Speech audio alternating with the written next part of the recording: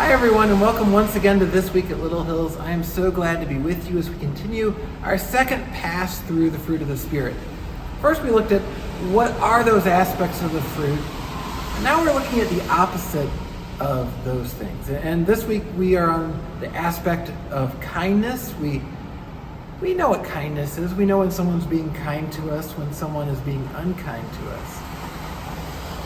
Notice, though, I say we know when other people are. Oftentimes we struggle in our own lives to know when we're being kind or unkind. We don't really think about it. We just are focused on what we want, and that's all there really is to it.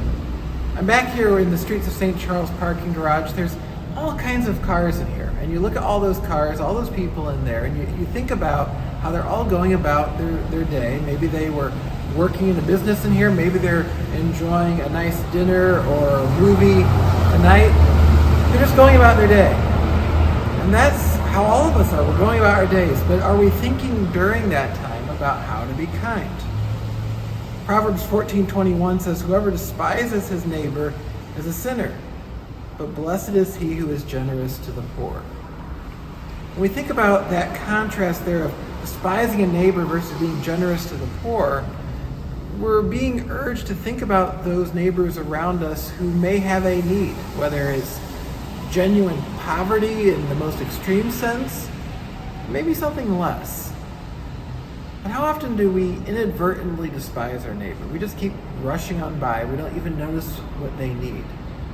You think about driving through a parking garage like this. We see all the people milling about in it, all of them going about their own situations in life. There's a car driving by right now. That car doesn't know what I'm doing over here. I don't know where that person's headed. And sometimes part of taking the step from despising our neighbor to showing kindness to those in need is to simply pause and find out what's going on in the lives of people around us. It's too easy to fail to do.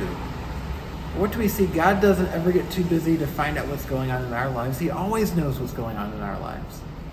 He calls us to care enough about the people that we pass by in life to know what's going on in their lives too. We may not solve all the problems of everyone in this parking garage or any parking garage or any huge space. We can't talk to everyone every single day. But we certainly can look at those people that God's placed in our lives. Coworkers, fellow students, neighbors, family, friends, fellow church members, all those sorts of people. People that we deal with day in and day out when we go back to the same stores and restaurants. We can take time to get to know them. We can take time to show kindness to them. And as we do, we're not just showing our kindness, we're giving them a taste of God's kindness. What a wonderful thing that is. Hope that you will join us this weekend at Little Hills. It's so exciting. We have Jason Kettinger coming back, and part of showing God's love to the world and being God's people to the world is seeing how he works even through his law. Sometimes we contrast law and grace, but indeed he's showing his grace through the law. And as we obey what he commands us, including the command to be kind, what do we find? We get to be conduits of God's grace to the world. So I hope you'll join us for that. Also, we have a hot dog barbecue after that. Please join us after dinner, or rather after the sermon. We'll feast on the word. There's a sort of dinner. Then after that, join us for a hot dog dinner thereafter.